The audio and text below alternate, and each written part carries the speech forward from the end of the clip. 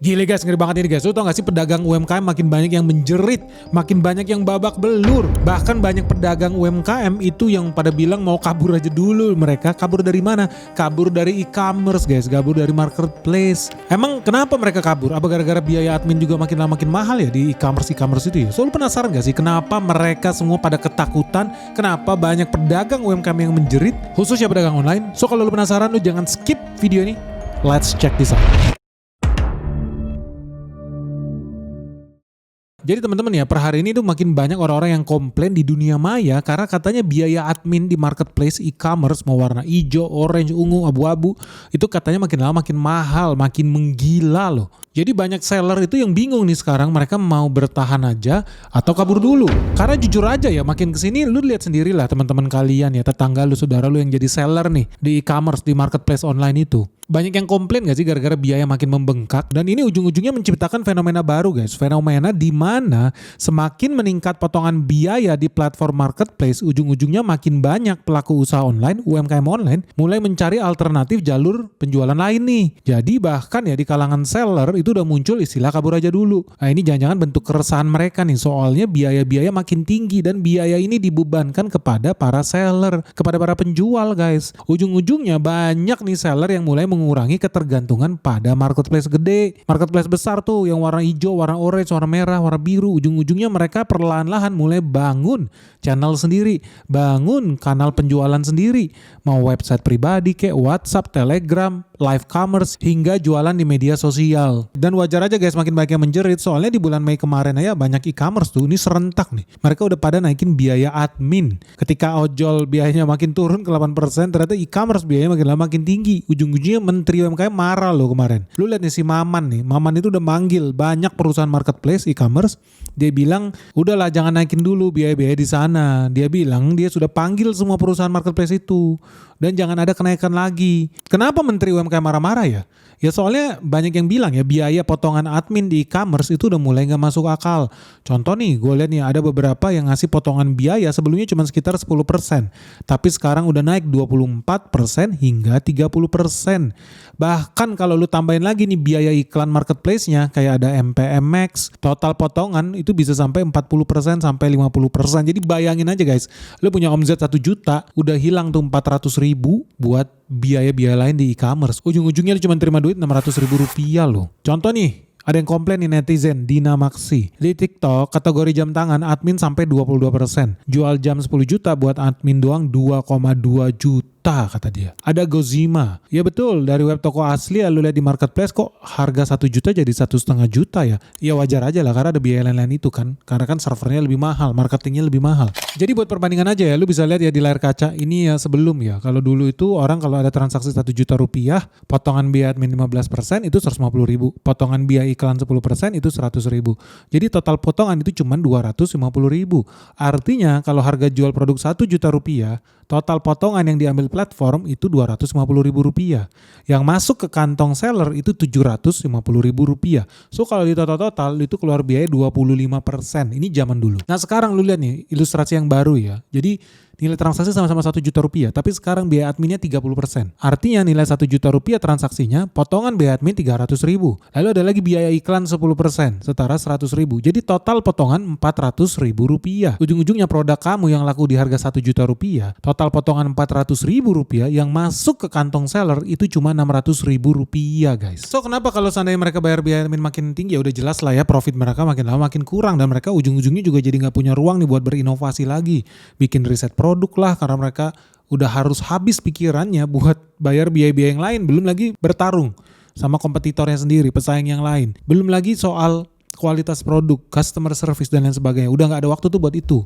Ujung-ujungnya yang dilakukan oleh seller demi bisa bertahan, ya mereka harus menyesuaikan harga. Makanya tadi sempat ada yang komplain kan, kok kalau belanjanya di e-commerce sama belanja di website tokonya sendiri harganya beda? Ya jelas, kalau di website e-commerce dia harus bayar fee itu karena servernya, teknologinya yang bangun orang lain. Tapi kalau di toko sendiri dia bisa jual lebih murah karena biaya servernya lebih murah. Dia gak perlu keluar biaya marketing buat iklanin dia punya domain.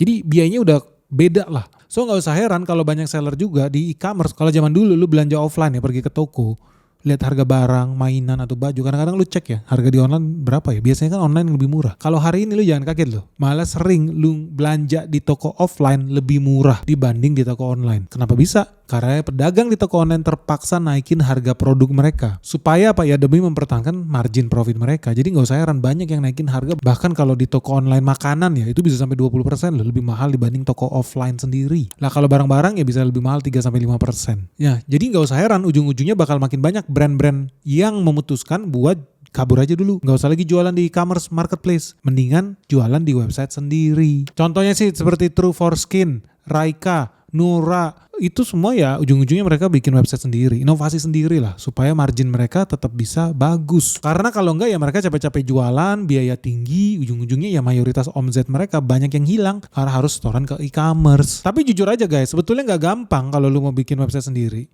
Memang kelihatannya murah ya, harga domain paling 100.000 setahun, biaya server paling 5 juta setahun. Ya berarti lebih murah lah kalau seandainya omzet lu udah jauh di atas itu. Tapi sejujurnya ya itu banyak tantangan juga lo bikin website sendiri. Karena kalau lu benar-benar mau switching ke website made in lu sendiri, lu harus siapin begitu banyak hal. Contoh, lu harus siapin tuh biaya kirim yang kemungkinan ditanggung sama penjual, atau lu harus kembangin sistem terintegrasi supaya JNE, Tiki, Pixel, JNT terkoneksi sama website lu. Itu butuh biaya lagi lo. Yang kedua, nggak ada jaminan keamanan pembeli dan penjual. Penjual takut kena tipu, pembeli apalagi dia lebih takut nanti duitnya udah ditransfer terus nggak dikirim itu barang sama pemilik website. Nah yang ketiga, kalau ada kendala nih di pengiriman, pembelinya fake atau penjualnya ngibul, ini susah nih ngelacaknya. Bahkan lebih susah memecahkan masalah itu sendiri daripada marketplace yang memang udah tersistematisasi sistem trackingnya, sistem pertanggungjawabannya, sistem customer service-nya. Nah yang keempat, misalkan lu barang COD-nya gagal kirim, barangnya hilang. Ujung-ujungnya gue yakin gak balik lagi nih ke para penjual barang. Ujung-ujungnya profit marginnya juga habis. Nah yang kelima ya soal biaya website sendiri. Biaya website itu sebetulnya bukan cuma soal domain sama sewa server lo. Lo harus bayar lagi biaya maintenance. Lo harus bayar lagi buat security. Gimana kalau seandainya lo dihack? Gimana kalau datanya bocor? Itu lo harus pertimbangkan lo. Jadi sebetulnya marketplace itu udah bagus guys. Karena memang ya dia buka peluang yang luar biasa. Yang dulu orang gak pernah ada yang tahu ada toko yang jualan coklat enak banget di ujung kota Malang. Tapi gara-gara ada online dan e-commerce ini spending triliunan buat pasang spanduk, bayar selebritis, pasang iklan di YouTube, di TV, ujung-ujungnya makin banyak orang yang tertarik buat belanja online. Sehingga sekarang lu bisa buka toko dari Bojonegoro, dari Wonosobo, dan lu bisa dapat klien, pembeli dari Sabang sampai Merauke tanpa harus bayar sewa di mall yang mahal-mahal itu. Tapi jujur-jujuran aja guys, sebetulnya biaya admin yang tinggi banget itu ya, gue juga ngeliatnya ngeri sih. Tapi ya harus dimaklumin, gak semuanya itu dimakan oleh e-commerce. Karena sebetulnya mayoritas biaya admin itu juga gak masuk ke e-commerce itu sendiri loh. Lu tau gak mayoritas pergi kemana? Lu kalau transaksi misalkan, transfernya pakai apa? Mastercard, atau lu bayar pakai Visa, atau lu pakai transfer bank atau whatever lah, digital payment, e-wallet, itu ada fee loh. Ada yang namanya MDR, merchant discount rate, yang sebetulnya duitnya itu dinikmati oleh perbankan, atau duitnya dinikmati oleh perusahaan payment gateway, atau perusahaan switching, atau perusahaan Mastercard atau Visa. Jadi dari nilai 1 juta itu juga gak murni masuk 100% dari admin lu itu juga ke pemilik e-commerce. Dan lu harus ingat, mereka pun masih harus setoran lagi ke perusahaan-perusahaan logistik. Mereka harus kembangin teknologi mereka terus-menerus, nggak boleh stop. Karena tiap hari lahir handphone baru, lahir merek baru, aplikasinya harus di-develop lagi. Oh, aplikasi ini nggak bisa dibuka di handphone Android tipe Xiaomi 15T, develop lagi. Oh, aplikasi kita ternyata ngehang kalau orangnya pakai iPhone, develop lagi aplikasi buat iPhone. Oh, aplikasi kita ngehang kalau dibukanya di iPad, develop lagi. Lu jadi bayangkan, dan tiap tahun itu keluar Android baru, iOS baru, laptop baru, tablet baru, begitu banyak yang harus di-maintain sama mereka. Dan kita di sini belum ngomong soal perlindungan konsumen, soal keamanan transaksi. Karena ujung-ujungnya orang yang belanja di online itu kan cari keamanan guys, cari kenyamanan, dan mereka pengen punya sistem yang handal. Nah itulah makanya ada biaya itu. Biaya apa sebenarnya? Yang gue bilang sebagai biaya convenience, biaya kenyamanan dan keamanan. Kalau lu belanja di website sendiri, ada nggak tersedia itu? Belum tentu. Kalau lu pun mau komplain ke siapa? Ya komplain ke yang punya websitenya sendiri. Tapi kalau lu belanja, let's say pakai toko Orange, barang lu nggak nyampe, lu kena tipu sama seller yang di situ, lu masih bisa komplain dan dibantuin sama si toko Orange sendiri kan ya. Dan jangan lu pikir ya para seller itu banyak yang nggak sadar nih, mereka sebetulnya menikmati banyak benefit yang gratis. Contoh ada gratis ongkir. Contoh kadang-kadang ada promo admin. Contoh e-commerce tuh masih seneng bakar duit, bikin sistem voucher, pasang iklan di bioskop, pasang iklan di TV, lu gak pernah kan disuruh bayar, mau pasang iklan di TV nih, mau pasang iklan di Jalan Jenderal Sudirman nih, mau bayar spanduk nih, mau pasang billboard gede nih. E-commerce tapi harus lakukan itu terus menerus. Mereka harus bakar duit itu walaupun gak ada orang yang, belum tentu orang lihat iklan itu transaksi pakai e-commerce mereka, belum tentu. Tapi mau gak mau mereka harus pasang iklan itu, jor-joran. Dan biaya itu yang gak mungkin lah mereka yang tanggung sendiri.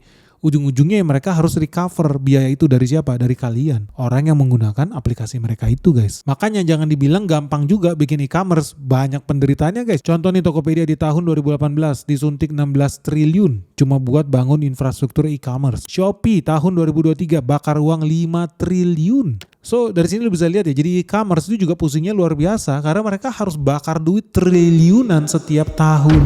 Karena begitu mereka stop spending, apa yang terjadi? Orang akan pindah pakai toko sebelah. So mau gak mau mereka bakar duit terus, supaya lu transaksi terus, supaya lu install terus, supaya lu belanja terus. Dan bahkan dalam situasi tertentu seperti saat COVID ya, saat pandemi terjadi, lu tau gak e-commerce itu sempat jadi alat penggerak ekonomi bangsa kita loh di Indonesia ini. Soalnya apa, ketika terjadi COVID itu banyak orang yang takut pergi ke mall, takut ke toko offline, takut pergi ke ruko-ruko belanja offline. Jadi mereka pada pindah ke e-commerce, dan e-commerce itu bakar duit gila-gilaan. Diperkirakan pembakaran duit itu sekitar 80 triliun supaya orang makin semangat. Ujung-ujungnya bakar duit ini menggenjot daya beli juga. Jadi secara nggak langsung mereka mendongkrak perekonomian bangsa kita.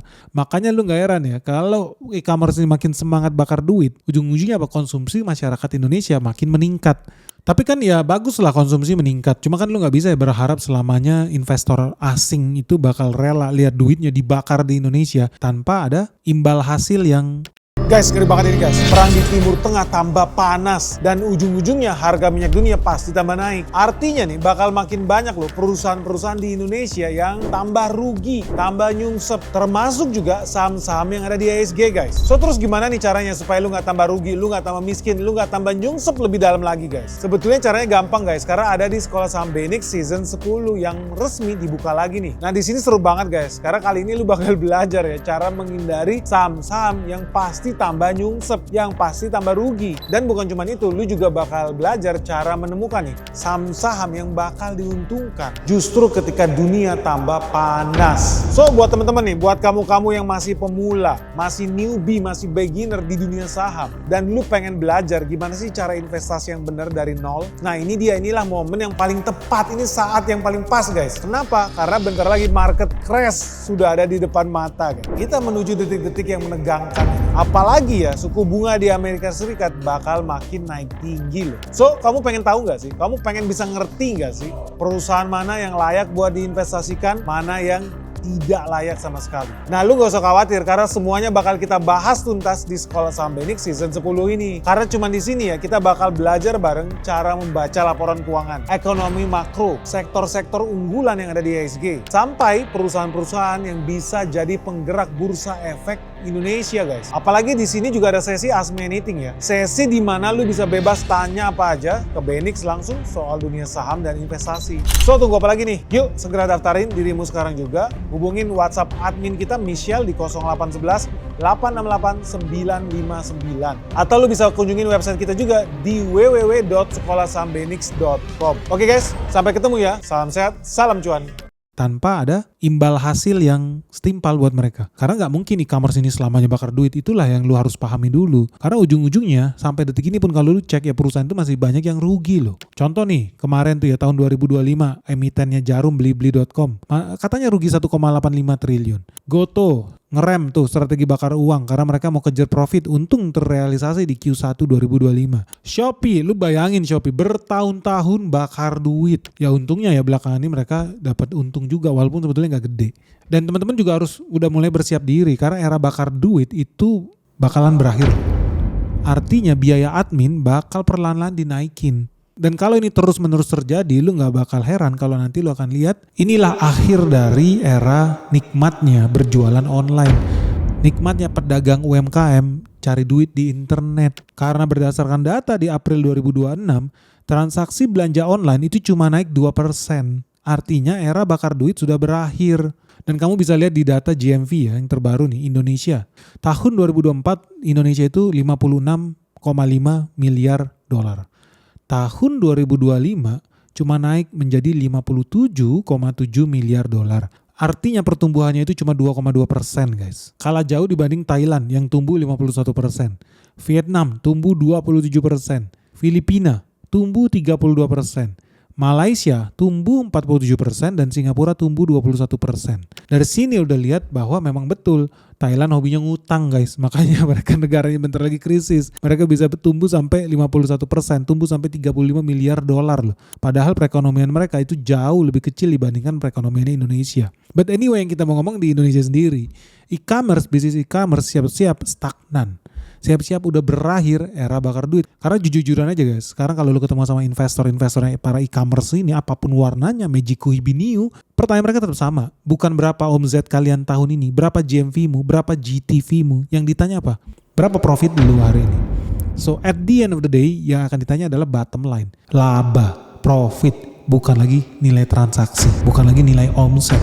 Dan ini akan menjadi aturan umum yang berlaku baku di seluruh bisnis, khususnya e-commerce startup yang ada di Indonesia. So, lu udah siap belum dengan berakhirnya era bakar duit di bisnis e-commerce Indonesia? Dan dengan kaburnya ya para pelaku usaha UMKM ini, mereka ujung-ujungnya bikin website sendiri atau pindah ke sosial media. Menurut lu, ini sebetulnya tindakan yang bijak atau tidak sih? Ini bakal menguntungkan para penjual UMKM itu nggak?